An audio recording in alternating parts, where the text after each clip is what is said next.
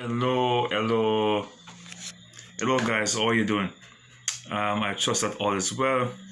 And if it is not well, I truly hope and pray that you will find some sense of peace in your spirit, some sense of calm and tranquility in your heart, that you can cope with your situation. I want to speak to you briefly on a subject matter that it has been bothering me for the past couple of hours. Uh, it is about marriage. What make a good marriage work? And before we even get into that discussion, I want to share something with you. So, a friend of mine in Montego Bay shared with me that he is not having the best of time with his wife. He shares with me that she almost moved out of the house because things are not going well. And this is just his side of the story. There's always three sides of the story. As we grew up as a little boy, we heard that there are three sides to the story: his side, her side, and the real side. All right. So I'm only speaking on his side. I have no idea if he is making things look good on his side. All right. So I have not spoken to the woman, so I'm not in any position to criticize her or to judge her in any way. All right. So if I sound as if I'm making her feel bad, I'm not. All right, because I've only heard his side, and that is not enough information. Regardless of how much we are friends, that is not enough information for me to make any conclusion. I need to hear her side first before I can say anything further. But his side of the story is this: she moved out of the house, or not move out entirely, but she's had this sleeping at the house, his wife, because he's not able to pay the rent. They are behind on some payments for the rent. He's unemployed. He's a senior on the retiring side, so he's not really a young person, and they're having financial problems. She's not cooking for him. She's not washing for him. She mostly spends time at her side of the family. All right. That being that, his son got married in April, I think. April, May, June. We're in June, right? In April. I remember when he called me to say that his son is getting married. His son recently got baptized. He has wanted his son to get baptized for so long, and he was so happy when his son made the commitment that he's going to become a Christian. And he met this Christian girl, and things were going on good. It was going on really good. Here he is, proud of his son to know that his son has found someone, and they're going to engage in holy matrimony. His son got married in Easter, and now 3 months later, his son and his wife are separated. So he's facing it two ways. He and his wife are having serious marital problems. And here he was happy for his son, and then boop, his son and his wife are separated. Not getting divorced as yet. That has not yet entered the discussion. But they are separated. They're not sleeping in the same house. They're sleeping in separate houses just 3 months after they got married. So I asked him a question. How long were they friends before they got married? He said they were friends for 1 year before they got married. And I'm saying to myself that, 1 year is good enough time to, you can't know a person in 1 year. All right, I can't say that either, all right, because it takes years to know a person. All right, you just know some things about a person within a year. But you should know enough within 1 year to say, I think this is somebody who I can build a relationship with. Then I could ask a question then to my audience. How long should someone be together before getting married? I've heard of persons just meeting for a short period of time, less than 1 year, and they went into marriage, and it did last. They are still together, and there are cases where persons enter into relationship over a short period of time, and it didn't work. I'm not sure of the statistics. I've not done a study on it to determine of those cases where a person get married under 1 year, how long did it last?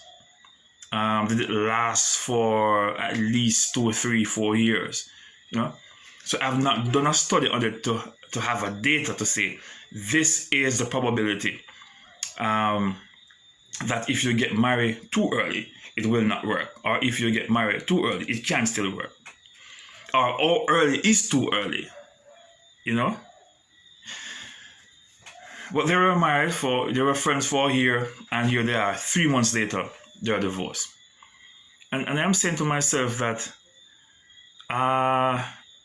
3 months after is a very short period of time. To get a divorce 3 months after you get married, that's pretty much a very short space of time.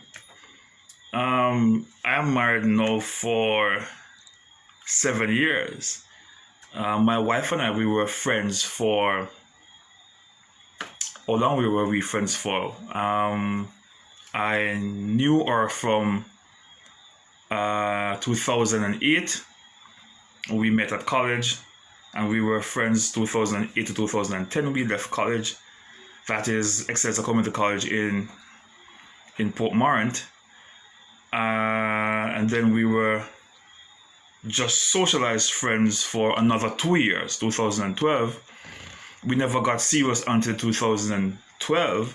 That was 4 years after we know each other. So we were friends for 4 years before we got married. We're now married for 7 years.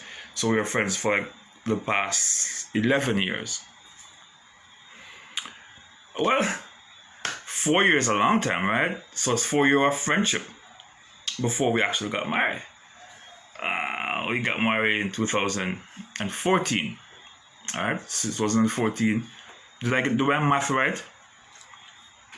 We were friends 2008. We got serious 2012, and we're now married for 7 years. No, we got married 2014. We were living together for 2 years before we got married.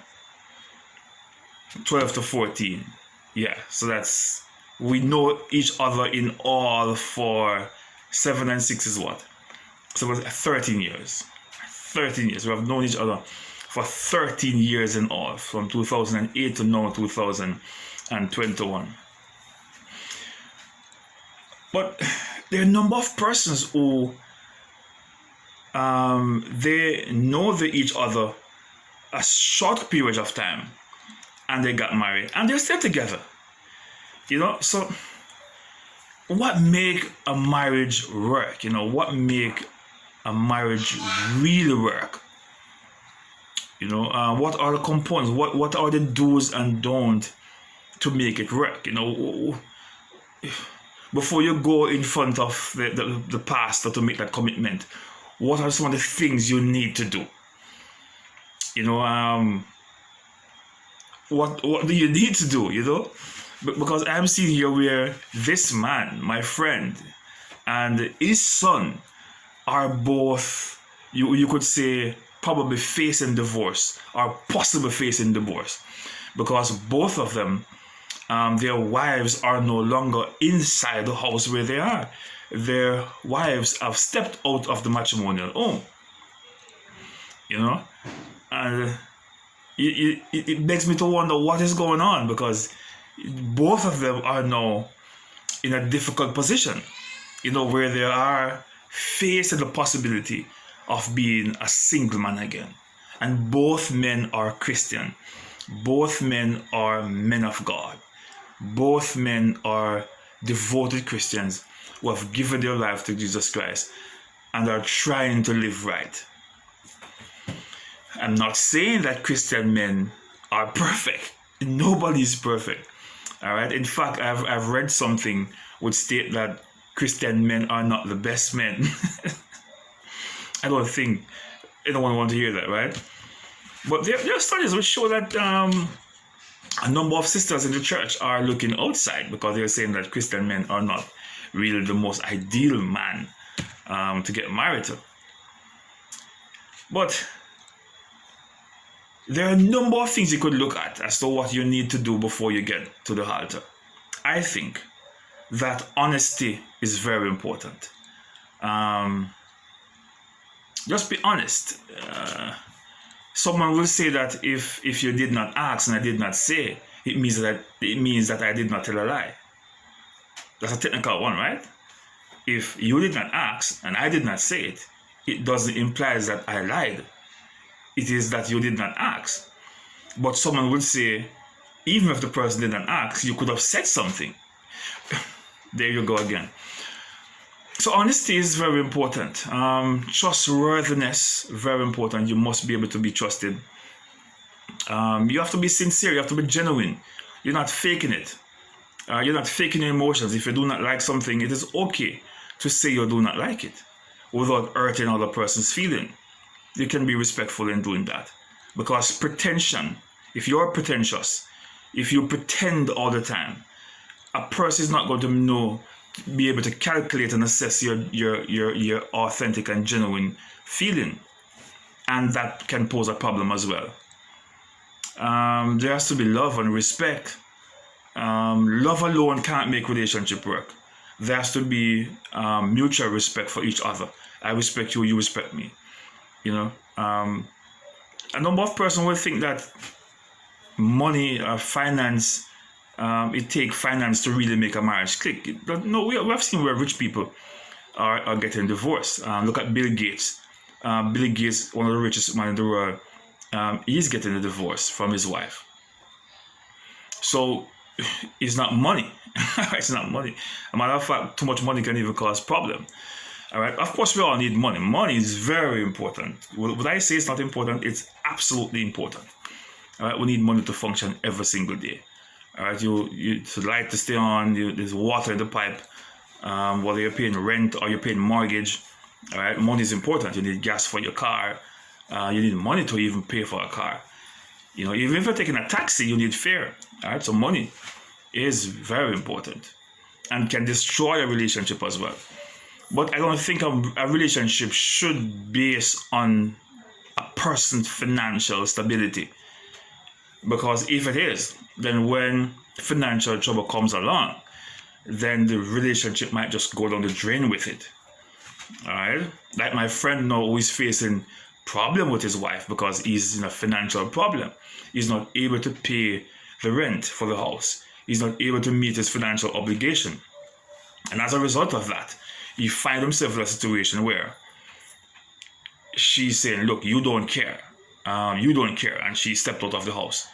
That is what he said. I'm not sure about her side of the story. So I can't speak to make her look bad either. But it just goes to show that these are some of the circumstances which can cause relationship to go sour when financial trouble kicks in. And a number of relationships are facing serious trouble now during this COVID-19 experience, where one of the parent, one of the member of the family, or sometimes even both members of the family, are unemployed, especially if they were working in the hotel industry. And we are seeing where there was a closure for almost a year in the hotel industry. All right, several hotels were down, several business restaurants had to lay off people. People were not working, food is not selling. All right, and we see a number of persons became unemployed, and that causes stress in the relationship.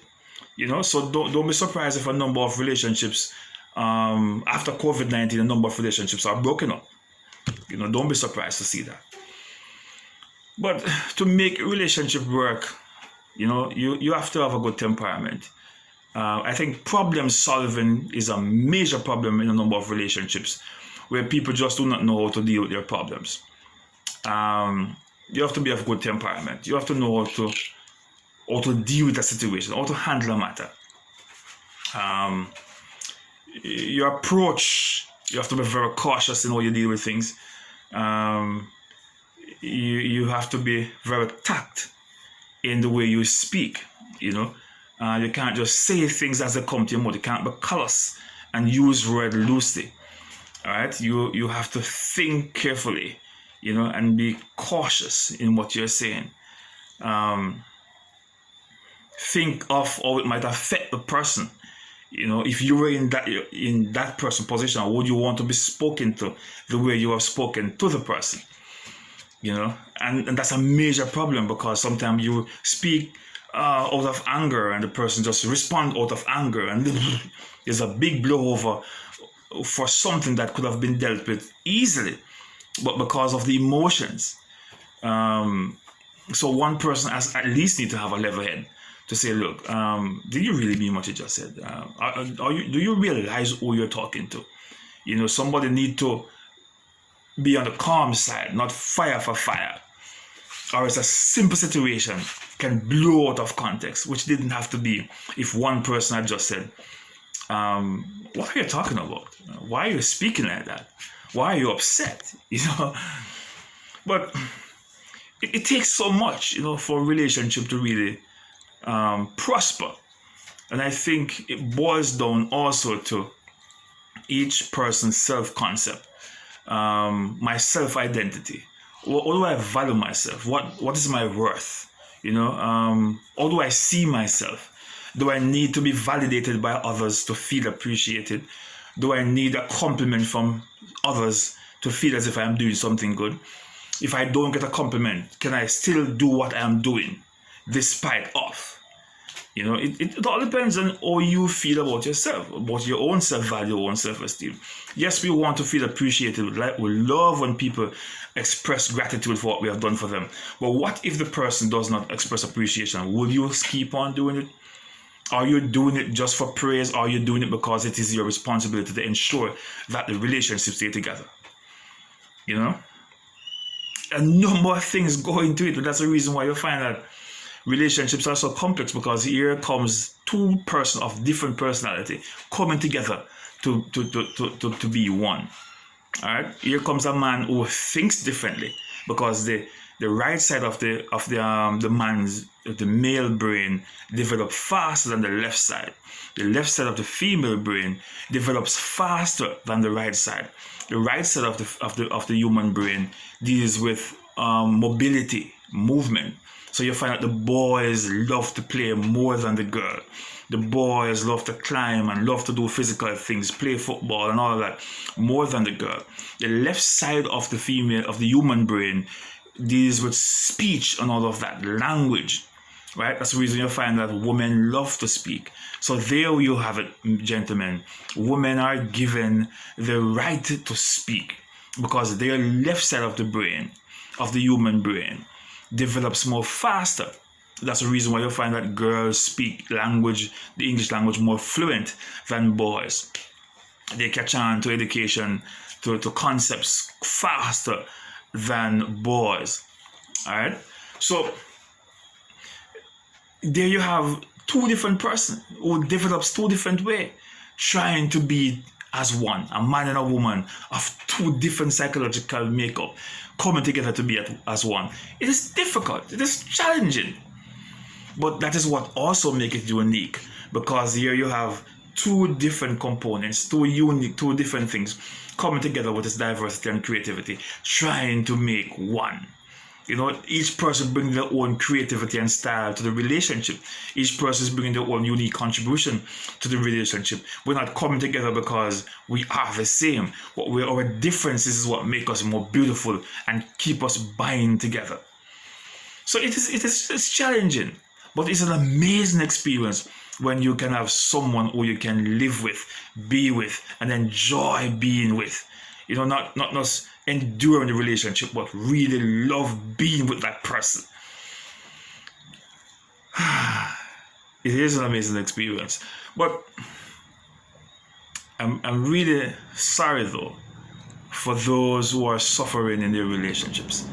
And I want to be cognizant of the fact that a number of persons right across Jamaica, right across the world, are suffering in their relationship. They want to get out. And sometimes it's not because they are bad people. It's just that sometimes they don't really know how to handle the situation. Sometimes they do not have good conflict resolutions, conflict skill, and problem solving skills. You know, and this is where counseling comes into effect. All right, this is where you need a counselor, someone who can mediate, someone who can stand in the middle to say, look, let us deal with this. What is going on here? All right, so counseling is very important.